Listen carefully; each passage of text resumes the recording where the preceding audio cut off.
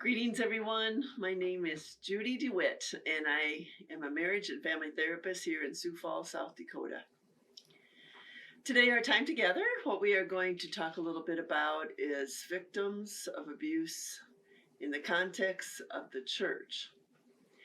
In the last 10 to 12 years, this issue has really come forward and surfaced among some of our mega churches throughout the United States.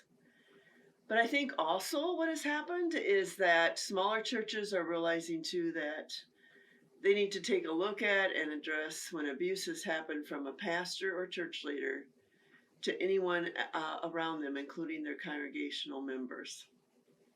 So with that, I'm going to start here as we think about victims of abuse in the context of the church.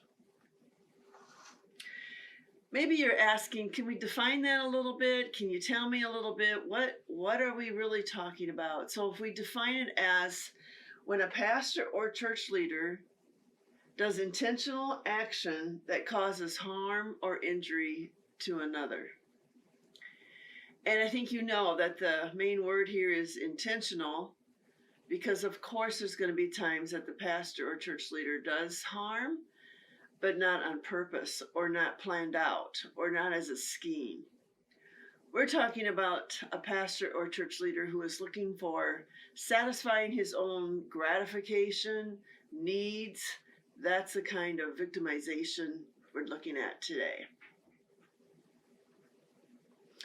So for this time, for this tape, what we're going to do is like three things. We're going to look at what abuse by a church leader looks like, how victims experience it, and how it feels for them, and then how to respond when reports come forward that a person has been harmed. Abuse is a word that we use quite frequently in news and maybe in writings and magazines, even maybe among each other and families.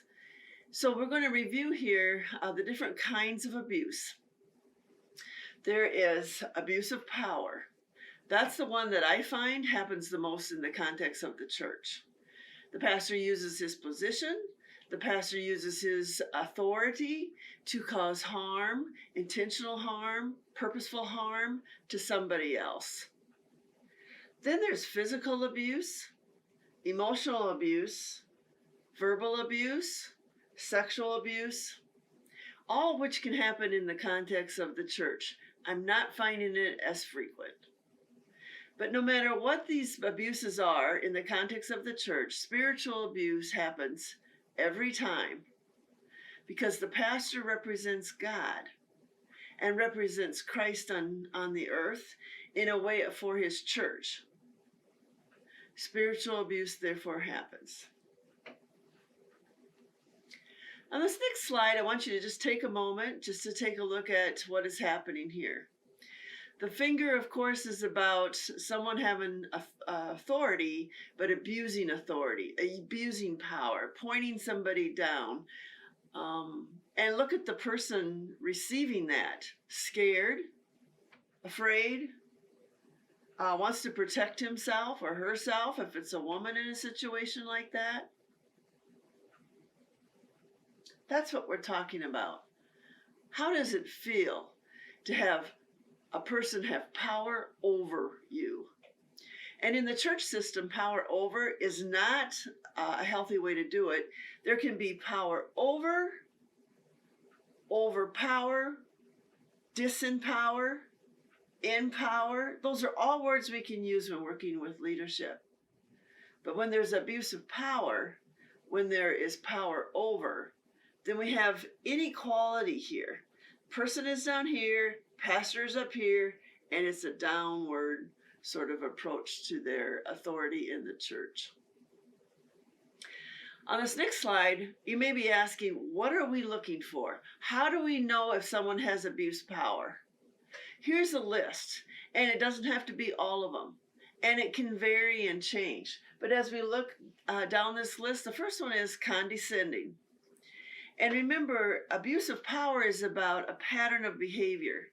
So there can be a time or two where there's condescending, but that isn't a pattern of behavior. It's when there's a consistent condescending, degrading, and talks down to others.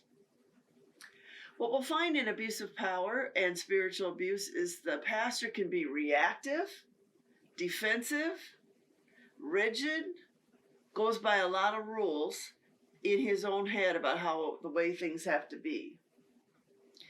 I've known pastors who think they have to be on every committee of the church. And you may be asked, well, isn't that nice? He's doing that. Well, just a minute here. What that really says to me is that he wants the control through every committee of the church. He wants to know what's going on. He wants his input. He wants to say it has to be this way or that way. And remember, a church is a pastor, but also the leaders and the members all join in leadership roles. They all are a part of committees. And in these committees, they're sharing their talents and gifts in how to lead a church as well. It's not a one-person show here. And then insists on his own way or the highway and uses anger to get it his way. Maybe you can even see it in his face. You can see it's getting red. His eyebrows are probably down. He might even have a finger shaking here. He wants his way, my way. Other ways they can use it is anger, guilt, shame, blame. And underneath all of that is his fear or her fear of losing control. Now, we're not talking about losing his own control. We're talking about losing control in the context of the church. Remember, he wants to be on every committee. He wants to know everything that's going on. He wants things to go his way. He wants the council to say yes to the things he's asking about.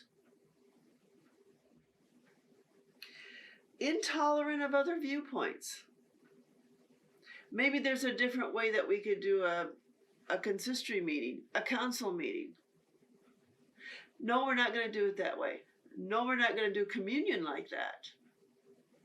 I remember in a church I had shared some ideas about how maybe you could change some of the worship style. I had seen a communion where the kids come up while the bread and the wine are being passed, but the kids come up and the pastor prays over them and blesses them. I thought that was a wonderful thing. I brought it to the church I was going. No way. And then I said, could we change some of the order of worship? Maybe sing 3 songs right in the beginning, and then there proceed to the law, and no way. A pastor who typically abuses wants just his way, and we're not changing or wiggling it.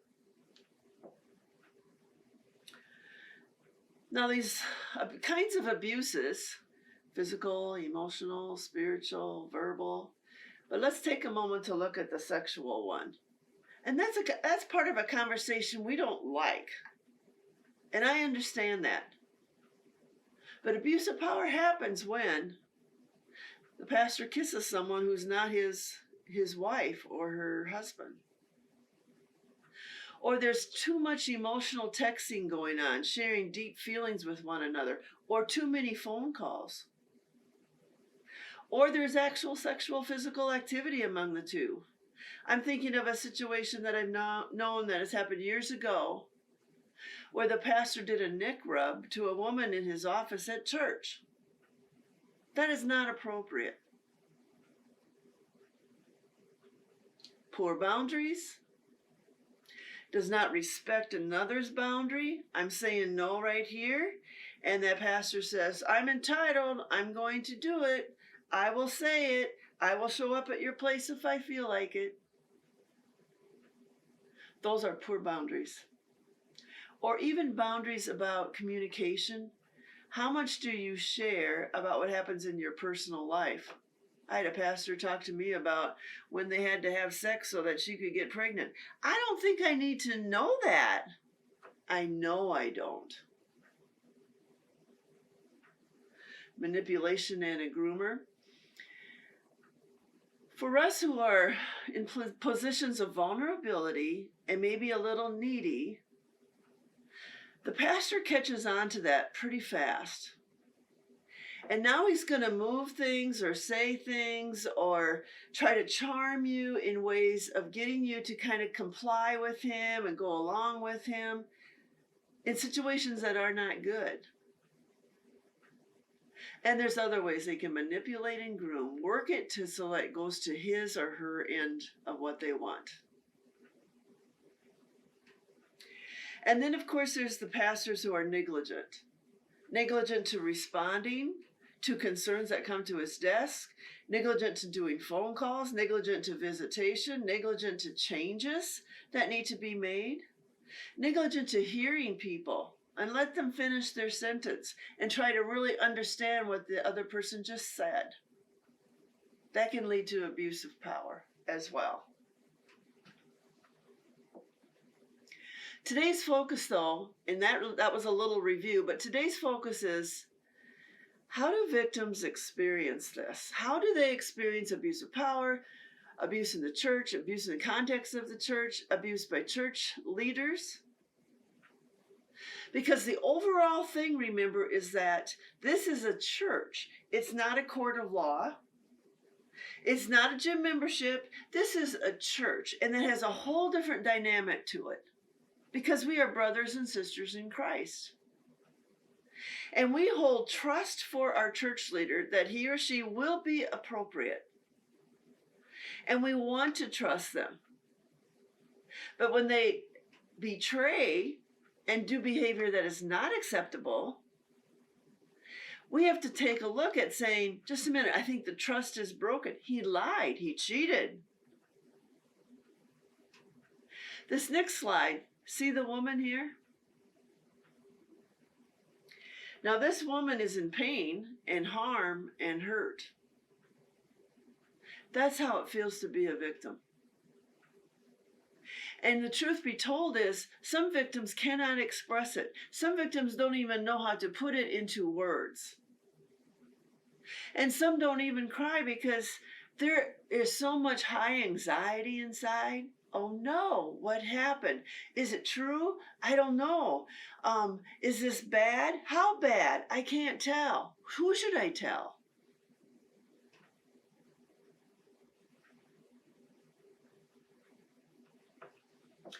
So the next slide shares, what do they feel like? Let's have some words here so that we on the outside can start to understand what's happening for them inside.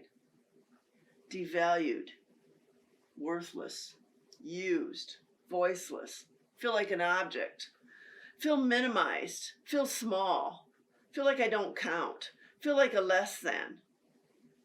I don't feel trusted, untrusted, I'm disempowered, I feel weak, I don't even know what to think, I don't know how to think, I don't even know what happened, I can't find words to express it.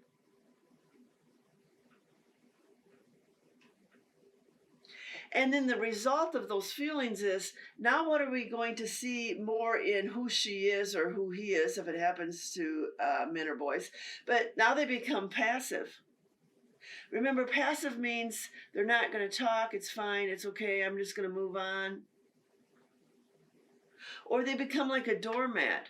And so if it happened one time with the church leader, now she feels like she has to comply again to his wishes or demands, and then maybe again. And she doesn't feel like she can speak up and say, stop.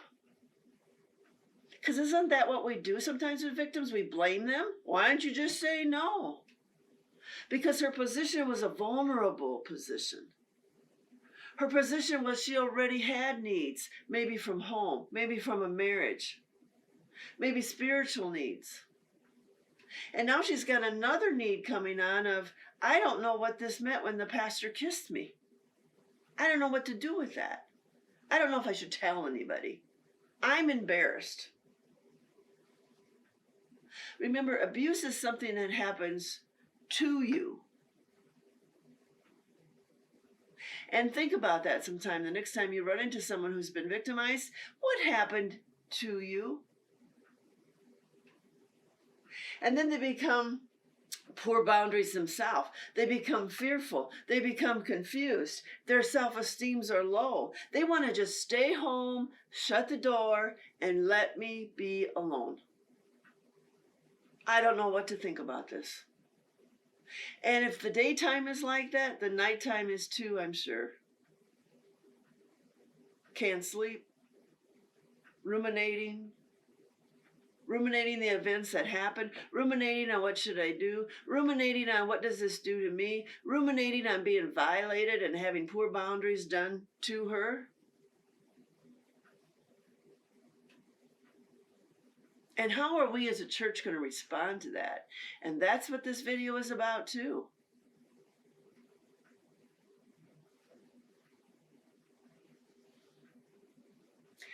Today's culture wants to use quite a bit of trauma, the word trauma, and maybe a little too much at times. So what I have in here is a definition of trauma according to the DSM-5, the mental health diagnosing book. And trauma can go two ways. One, it's a threat to your life. Someone put a gun to your head. The other one is a threat to your integrity, who you are as a person. And if you've ever lost a job, that would be a threat to your integrity. If you've ever had things posted on social media that were wrong and negative and slanderous, that would be trauma.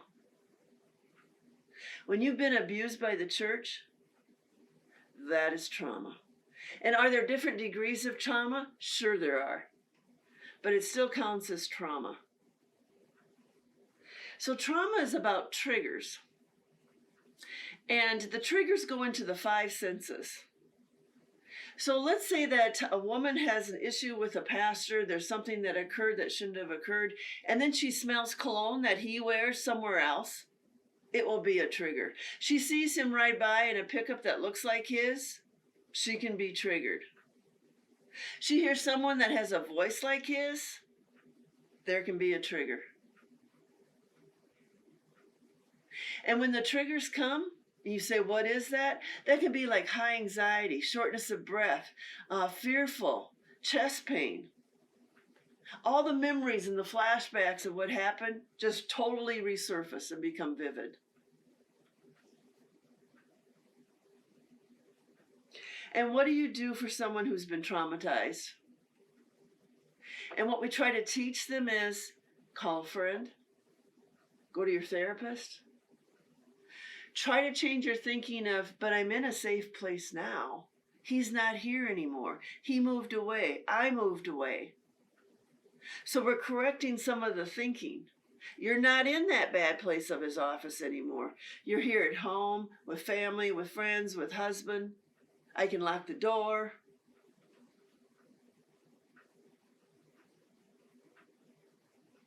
And then there's different levels of healing for trauma victims. So what can happen is trauma happens to different people, but different people have different personalities, and then they have different past experiences.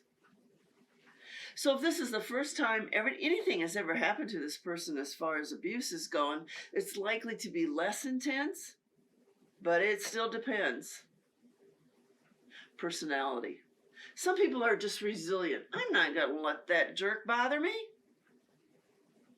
Some people face it more as, just a minute here, I got to sort through feelings, but I want some justice here. I am going to report. I'm going to try to report. And as we're talking about justice, it's important to remember victims of church leadership abuse, you're going to get approximate justice. Because if you can say, you got justice, no, I still had the experience though, so it didn't go away. It's not that we're erasing it, but at least I'm getting something back, something to help me feel more level with what happened with the pastor. There's some justice there. And with abuse, the question becomes, now this is when we more broadly say it, is how well did you know him? Did you know him? And if we think of abuse to children, that's one of the questions we're going to ask. Was it a family person? Was it a stranger? Well, with pastors too, maybe it's the first time you've ever talked to him. I didn't even know him. He's a pastor in another church. And then another part of recovery is, was it reported? And that's where, again, we're seeking justice. Was there an investigation? That will change and help your recovery, provided actually things supported you. One of the hard things about victims coming forward is what I find is that leaders don't understand abuse and abuse in the church. They're quick to protect the pastor. So if the woman brings forward these allegations and tells her story and they say, well, no, we don't believe you. Now there's re-victimization. It's happened again.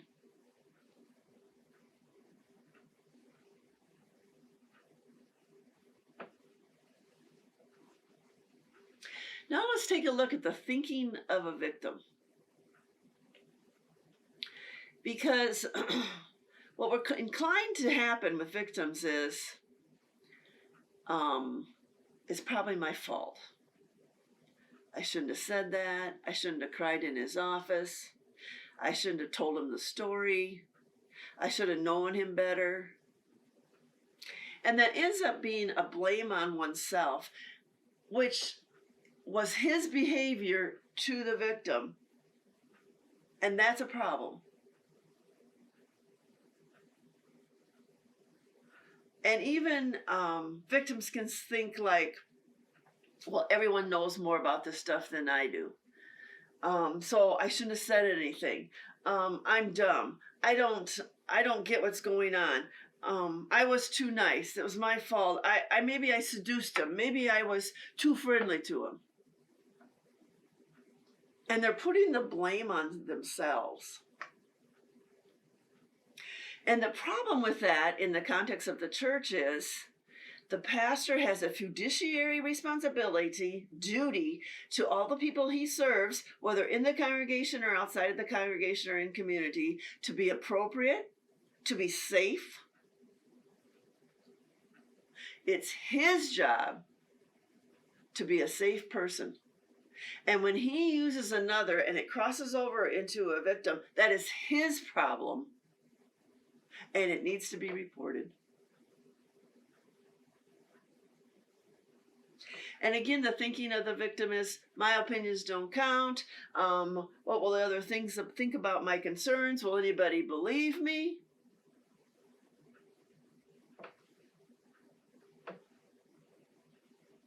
So the gal on this slide is contemplating, what do I do? Is it going to be worth it to tell somebody? Or is it going to be just more blaming me? How do I say it? How much do I say? Who do I say it to? Should I write it down? Should I just read it? Who is going to come with me? Should I just do this alone? Who do I talk to? The pastor? Elders? A few of the elders?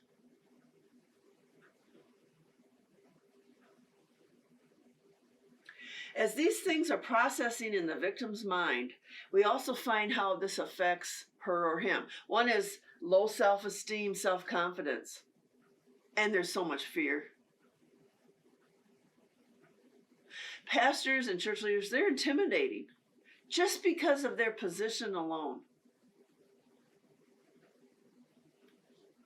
Blame self, self-doubt. Maybe I didn't hear that right. Maybe, that didn't happen right. Maybe I'm not remembering that right. Negative self-talk. I'm bad. Why did I do this? I should have never done it.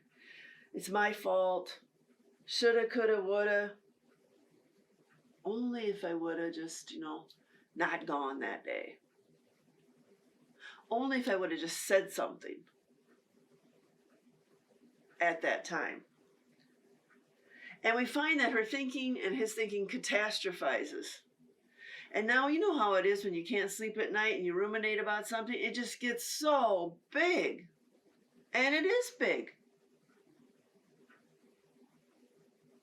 But do you see how that adds to all the pain of what happened to her?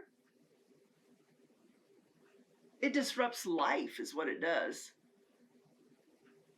So the anxiety escalates. We're driven by fear and guilt.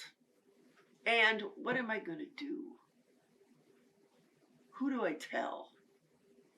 And I've worked with victims for a long time, 26 years, and I find that some will call a year later, 2 years later, 10 years later.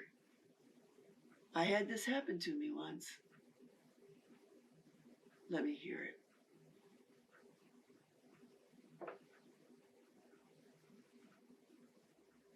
The victim is the problem. That is what our church culture wants to do with it. I find that most consuls don't want to deal with this stuff. They don't want to hear it, or if they do want to hear it, they don't want to deal with it. They don't want to do anything with the pastor. They don't want to say, hey, victim, let's hear your story. They just want to minimize it and make it small, and maybe it will go away. So like this slide says, the one who reports is the problem. Shut up. Silence yourself. And can't you see how that just adds to the abuse and makes it even greater and heavier for the victim? And remember, we're talking about churches here. And she was hoping to have support and to have encouragement from Scripture and to have understanding of what happened to her. And a lot of times, it's not there.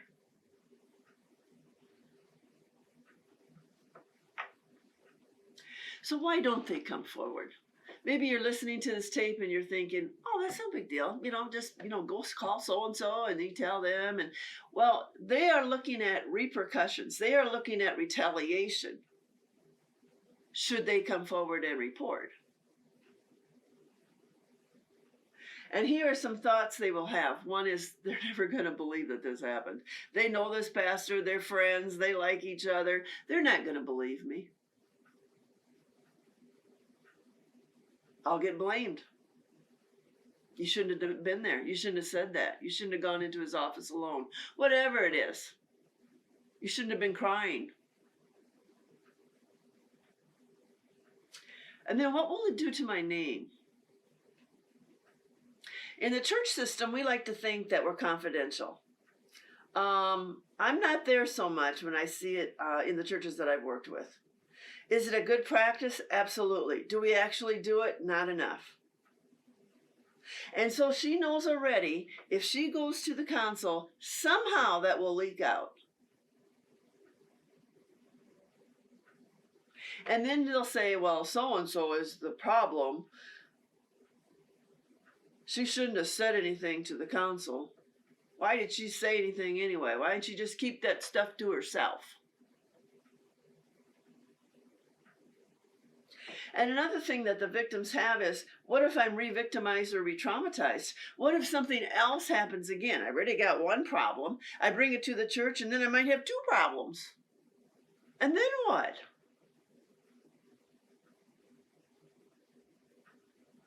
And remember the council, the elders, the pastor, they know each other.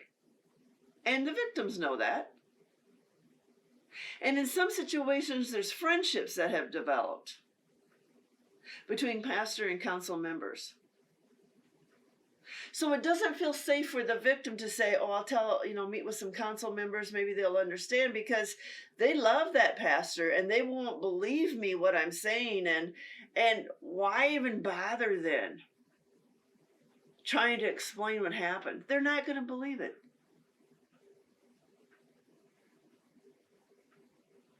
I'll lose family and friends.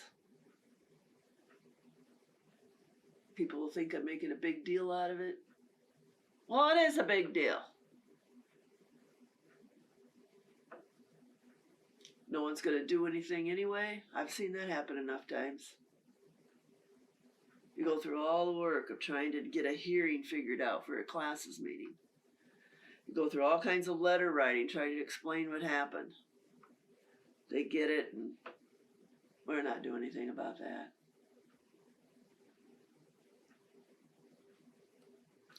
And then a phrase that often gets misunderstood among our Christian circles is, when these kinds of things happen, we just need to forgive and forget. Forgive and Forget comes from the name of a book also by Lewis Meads. And if you've ever read that book, it's not forgive and forget. He's saying it's forgive and remember.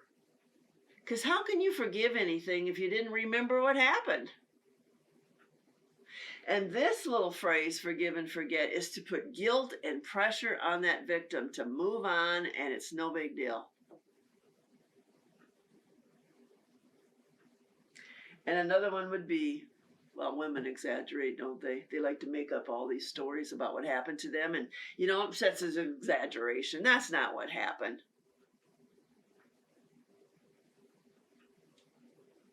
What do we do? What do we do? What do we do as council members? What do we do as a pastor if it's a council member that offended? What do we do with the victim? How do we help her? How do we give her voice? How do we give her validation? What does she need from us, members, leaders?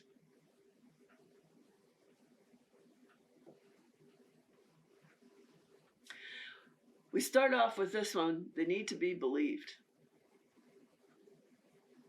We don't say, well, I'm not so sure that happened. I think there's some exaggeration here. No, we say, what happened? Really? And we can ask some questions about it. And victims like questions, because when victims get questions from the person they're telling, they're like, hey, they care enough to ask a few things. I get to say a little more. I get to share more of what has been so hurtful. They need to be told it's not your fault. The pastor holds the responsibility to keep the relationships safe. It rarely, if ever, matters what the woman has done in his office. And if it's going downhill on appropriateness, he opens his door and he says, I'm going to let you go for now. I'll speak to you about rescheduling. Whatever it is, the pastor has to keep the relationship safe. It's his responsibility. They need to be listened to, validated, given support. And justice shall prevail. Justice must prevail. That just means she is looking for some sort of way to balance the scales here, because right now she just feels low. And how can we bring justice to this person? That's what we got to be thinking about. To be validated. That should have never happened. That is awful. That was wrong.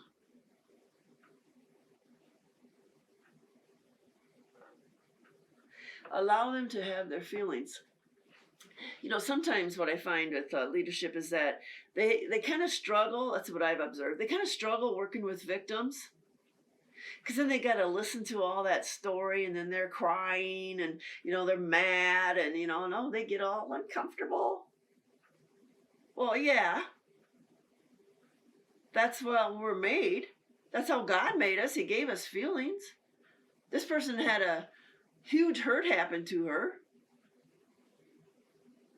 And so what we can do as victims is let them feel all the things they need to feel. Conversations. I'm thinking of a situation where abuse of power happened, and then did they ever hear from the church leaders of the region? No. Did they ever call this person and say, I know you're having a hearing coming up, or concern, are you doing okay? Can we provide pastoral care? Could we just come by and maybe listen to your story, or could you meet with us at church? Whatever it is. No, they didn't do that. I'm not so sure you should be a leader then. If you can't handle people who are sad and angry and crying, I'm not so sure that you're in the right role.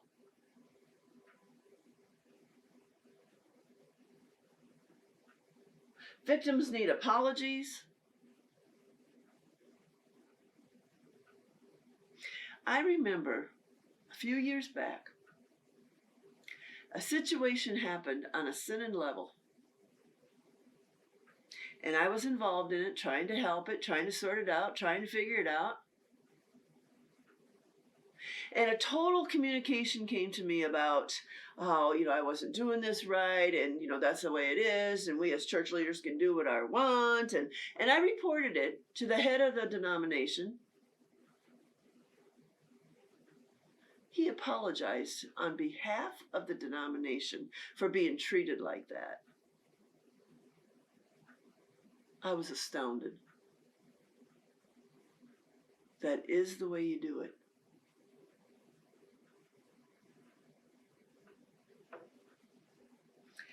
Victims need support.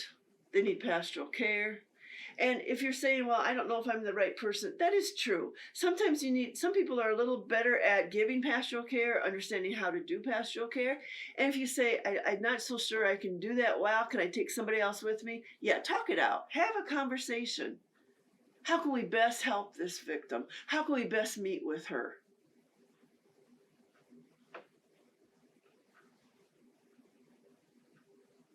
What victims do not need to hear, and I'm putting this up there on the screen because this is what they are hearing in many situations. Just get over it. Tell yourself you're okay. It's no big deal. Move on. I'm so tired of hearing move on. And I'm tired and frustrated with it because isn't that convenient for the pastor to say? For the leadership to say, just move on. And I'm a firm believer that if something has happened that needs addressing, we don't move on until we've looked back and have a clear picture about what happened. Because we can't heal unless we deal with this and sort it out and figure it out. And then we can move on.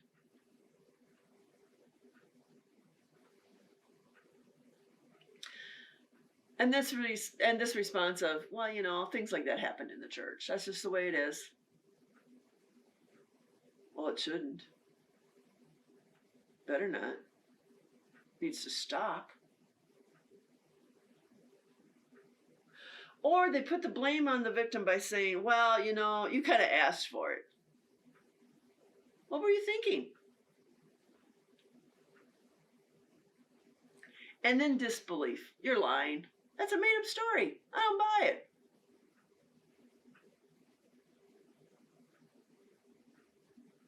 Or that happened a long time ago. I had a situation where I helped classes. The victim, it happened in the early 70s. He brought it to the leadership in about the mid-90s, 20, 30 years earlier. This happened when he was a member of the cadets at age 13, and I have all the rights to tell this story. But I think what was hard for them back in the 70s is a lot of things were hard. It was sexual abuse by a church leader. There were a lot of things that were hard about it, and he wanted to be heard so badly. And the classes did try to hear him. They couldn't grant the money he wanted, but they really did try to hear him. But it taught me so many things. Because in that situation in the early 70s, he was a cadet member. There were like up to 15 that were abused in that program.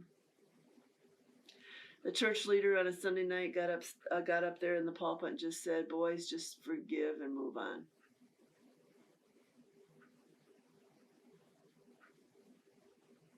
We can't do that. That's not the Church of Christ.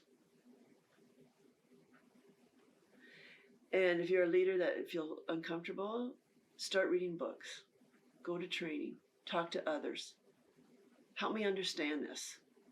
What does a victim feel? How do we help somebody like this? What do I do when she's all upset? Because if you think a victim is going to come forward all proper and explain things and articulate it well and, just share, that isn't going to happen. because they have been traumatized. They are confused. They are mad.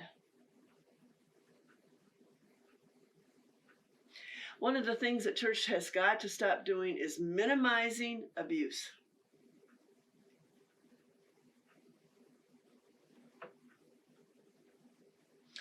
And then we go to other things the victims have rights to say, to be heard, but to say no.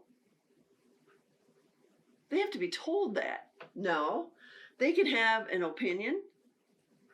They can share their feelings and concerns. They need to have a right to be respected, a right to have a voice, a right to have a safe environment in the church, and a right to have justice, approximate justice. They have rights, and they need to know they have rights. Because in a victimization situation, they don't think they have anything. They're bare bones. Because it's all about the pastor and how great he is and how powerful he is.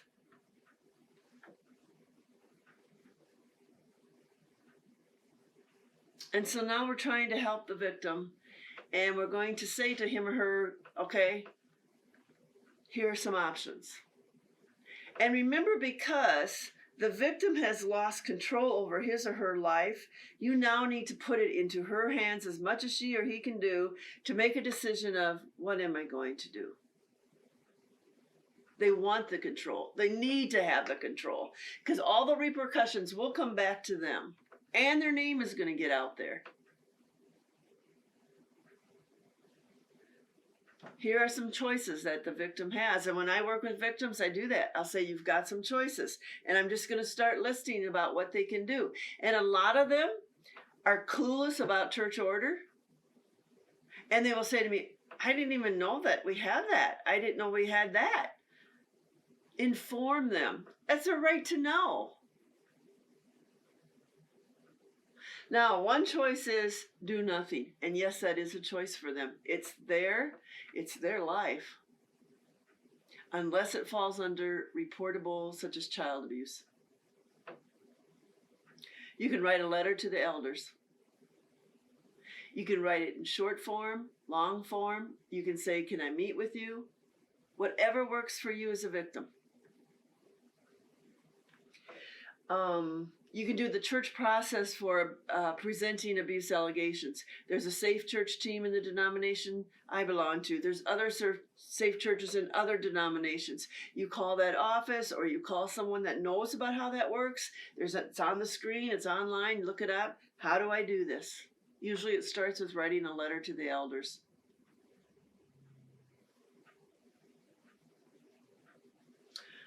In more severe cases, you can hire an outside investigation team.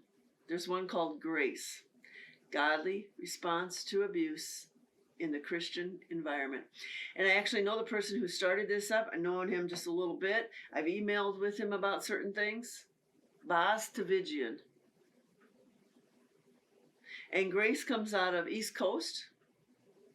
They are willing to be hired. It will cost money. They send 2 out to investigate what happened and provide a report. They're expensive. And they do abuse of power. I specifically asked them about that. And yes, they do abuse of power as well. Any abuse is how the response went. If you bring it to the council, they're back to a little bit of a church order. If you bring it to the council and you aren't satisfied with what they did, maybe they did an investigation, there's no report. Maybe they did an investigation, oh, we didn't do anything. Maybe they did an investigation and they didn't even investigate. You can appeal that to the next level of hierarchy in the church, and usually that's a regional body, and have them hear the situation.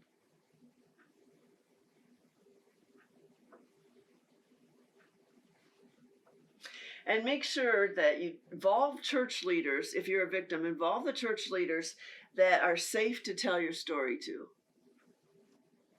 that are willing to hear it, understand it, want to meet with you, have conversation,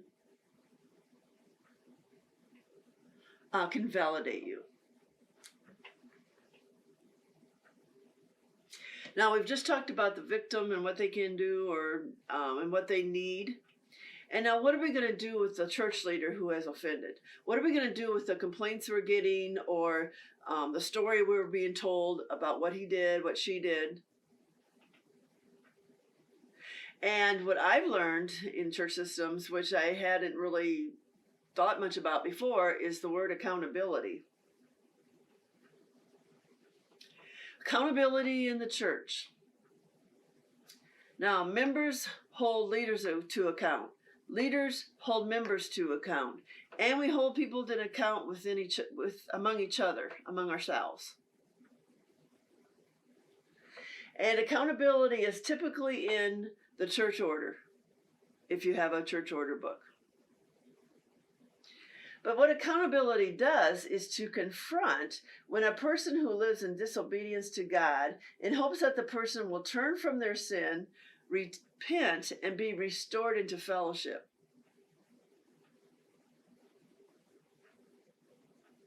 Accountability is not about, how dare you say that to me? You can't say that to me. You can't talk to me about that. Yes, they can. Because in membership, in the church, it's about accountability. Can it lead to discipline? Absolutely. Depending on how the investigation goes, how the process goes, it can lead to discipline. And remember, discipline is about drawing the person back into the fellowship, changing bad behaviors, apologizing, confession, repentance.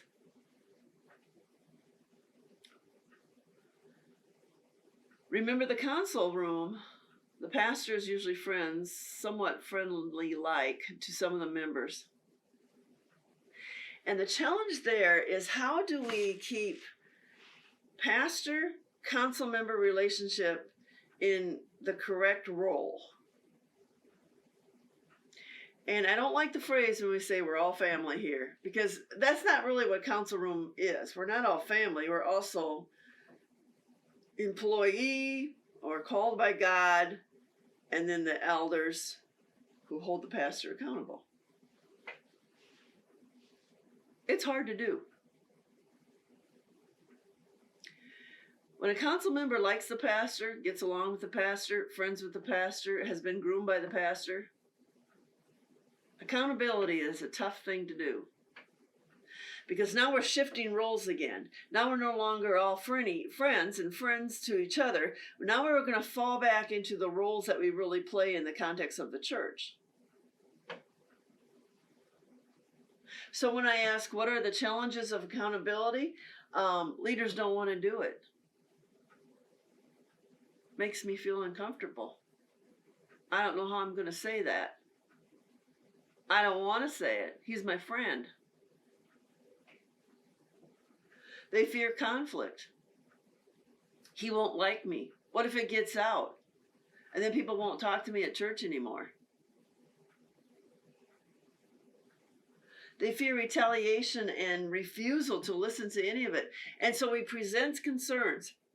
And that has to be in a respectful way to the pastor, to the church leader who wronged. We have to be respectful to them. But let's say they don't want to hear it. That's not true. I'm not going to talk about it. I'm not going to change. That didn't happen. And that kind of stuff really does happen, by the way. Then we're going to have to go to step B, whatever that might be. Some church leaders look at that accountability as too much work. I got to do what? I got to write that all down? I got to make a report? Yep. And in some minds, it has this what ifs. Well, what if he loses his temper? What if he gets mad? What if he walks out of the office and I didn't even get a chance to even start saying what I want to say? All the what ifs spin. What if the congregation gets mad at me? What if someone starts snubbing me at church or doesn't even sit in the same bench that I do? Yep. But they're the church leaders. That comes with it. That's the hard part of it. And excuses don't belong here.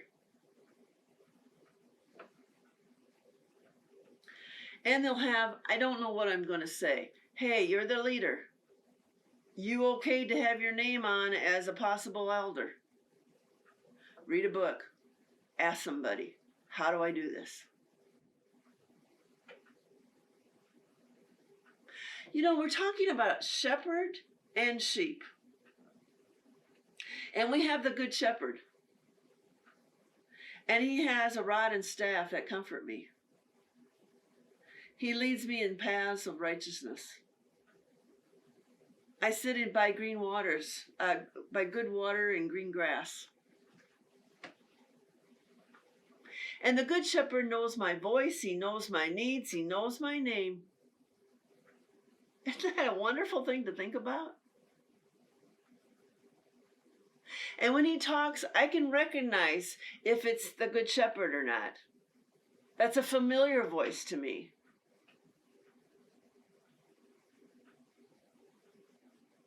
But among our sheep, among our congregations, there's some that appear to be shepherds. But as the Bible says, they're wolves in sheep clothing. And they walk around in our midst, and they work among our midst, and they're in our congregations. They lead our congregations.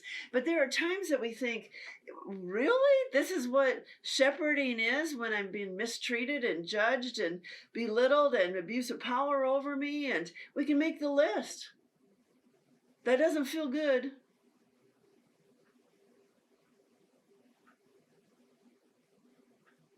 And if you take a look at this slide, doesn't that wolf blend in with those sheep really well? And doesn't he have like beautiful markings? It's a beautiful animal. But remember, sheep, you don't come from behind to get them to go into another pasture. Sheep are the kind that you have to be in front of them and you lead, and then they'll follow if they know you.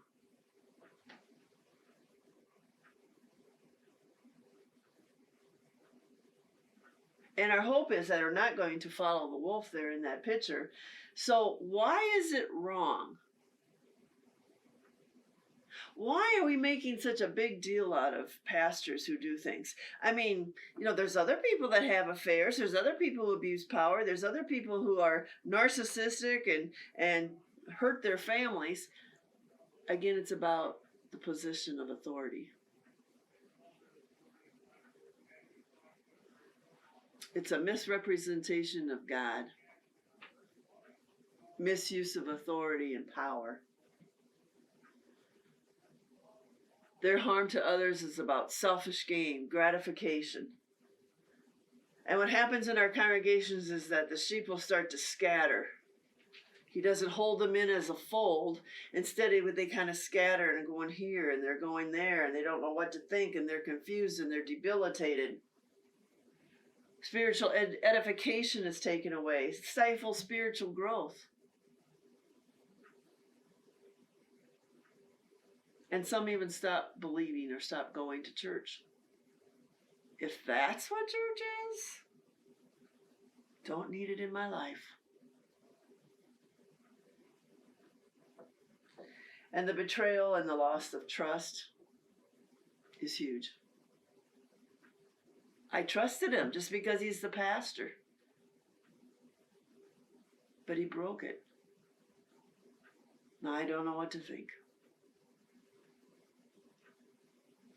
So you may be asking, well, how do we do prevention here? How do we prevent these things from happening? How can we be proactive? And there are some ways. Education is going to be one of them. Be informed. Read some articles. Read some books. Go to training. Talk to friends. How does this work? What does this mean? How are we supposed to be as a leader? How do we help victims who come forward?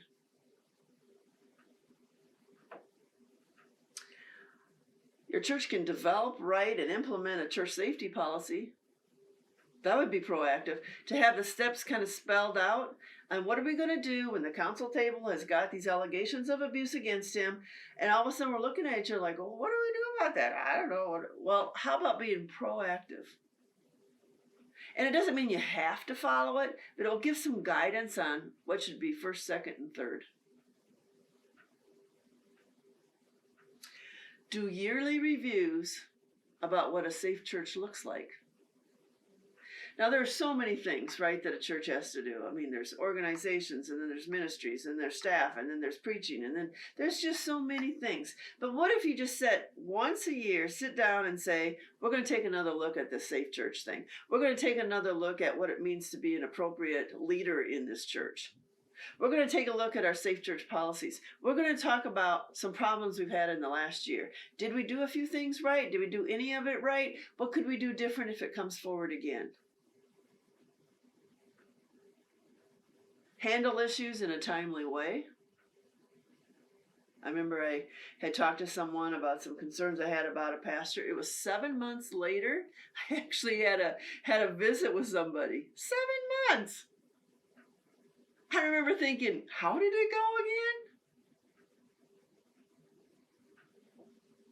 So be proactive, not reactive. When situations come up, when there's allegations of abuse against a church leader or a pastor, remember we pray. We got to ask for God's Spirit to lead and guide what to do. And if you've been in church leadership for a while, you'll know He will answer. And sometimes what we need to do is just to rely on God to give us the words, the courage, insight, when that time comes.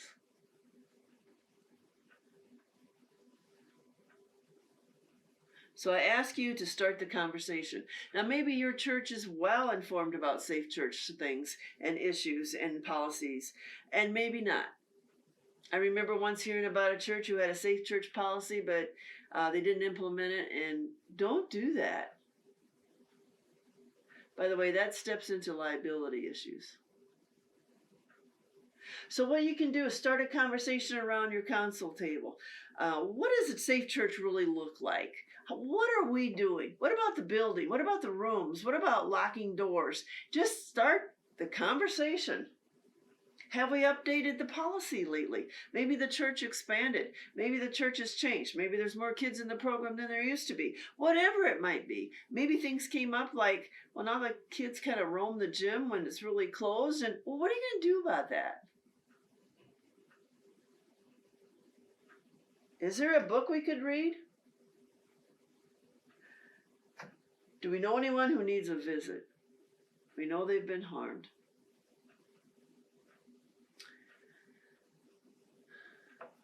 When I first lived in Minneapolis, there was a church there that, very small, that the pastor left, was asked to leave. And that also caused several members to leave too, because the pastor had harmed them. Abuse of power. The new pastor comes in and starts to hear some stories, some situations, and decides to visit each of the households that had left that little church. That's remarkable. That's what brings healing. To have the new pastor come in and say, what happened? I want to hear your story. I feel bad that you left. It gives them voice. It gives them validation. They're starting to be believed.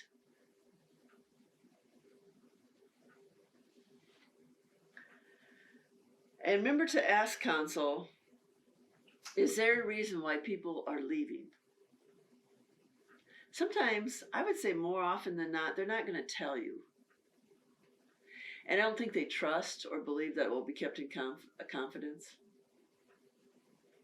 But if people are starting to leave, I think it's worth exploring that. And if they're willing to have a conversation, yeah, please do it. It doesn't mean they're coming back. It doesn't have to mean they're coming back. But it brings healing to them faster.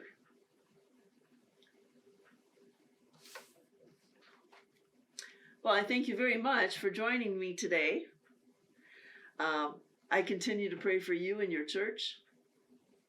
I ask that you pray for victims of abuse in the church, and that you start finding ways of how can we respond to the victims and to the abusive pastors who also needs pastoral care, all involved in the situation, so that healing can come to them, that we can be the church of Christ here on earth, that we can be shepherds that love our Lord and Savior, and we reflect it. Good day. Blessings to all of you. Thank you.